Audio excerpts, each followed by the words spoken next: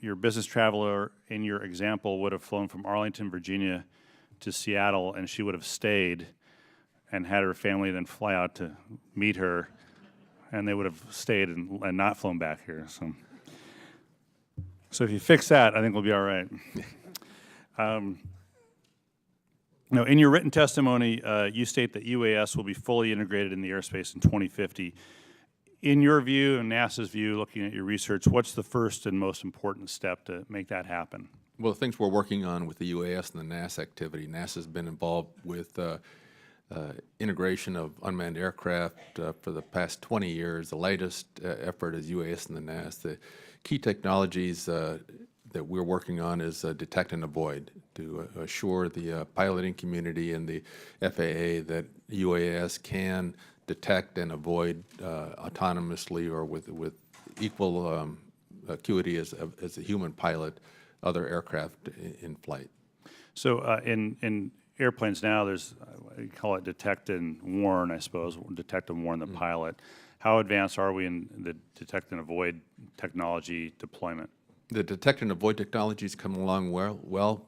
Good sensors on board with both cooperating and non-cooperating aircraft. The cooperating aircraft would be aircraft with transponders or broadcasting their location, but also with non-cooperating flying vehicles from balloons to simply GA airplanes that may not have a transponder on board. So making good progress. We did have a good demonstration this past summer of the no-chase COA with our MQ-9 Icana aircraft, and that activity was recognized with an Aviation Week Laureate award this past week.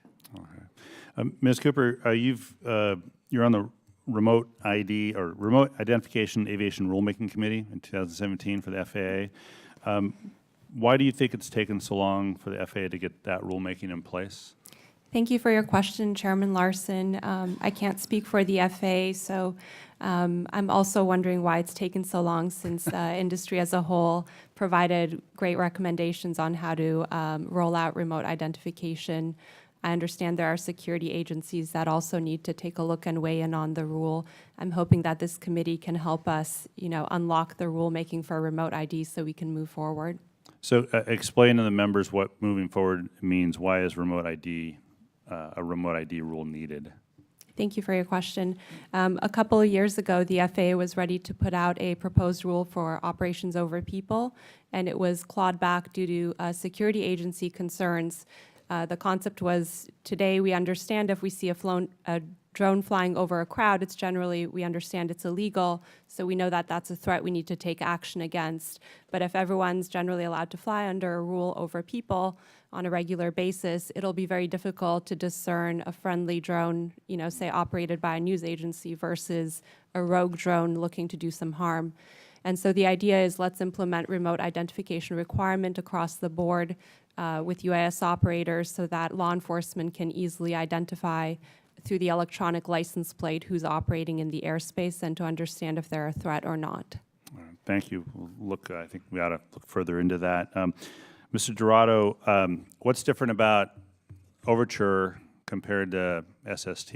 What's changed in 30 years in the technology to make this product more of a reality? Get your microphone, please. Thank you, Mr. Chairman. I think there's basically been three major advances that make now the right time. So one is computational methods for design. So hard to believe, but Concorde was designed on paper with slide rules, and it's a remarkable achievement. We have discovered.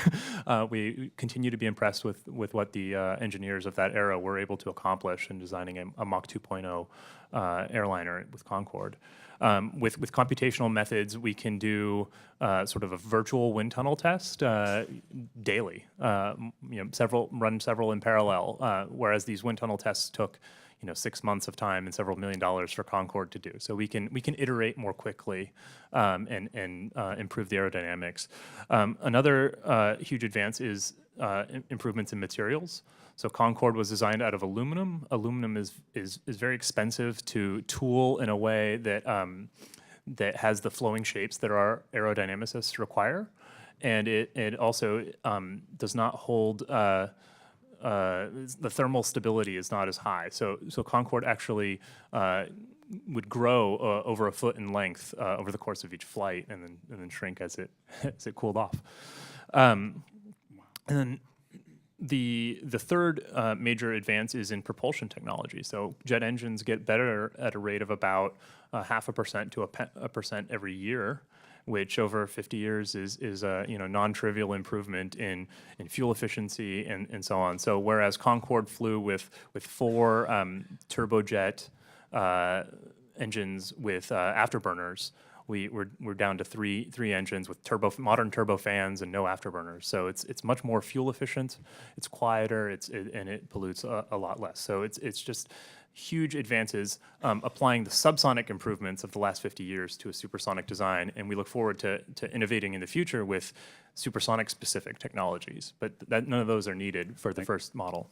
All right, thank you. I have further questions, but in fairness to the committee members, I'll move to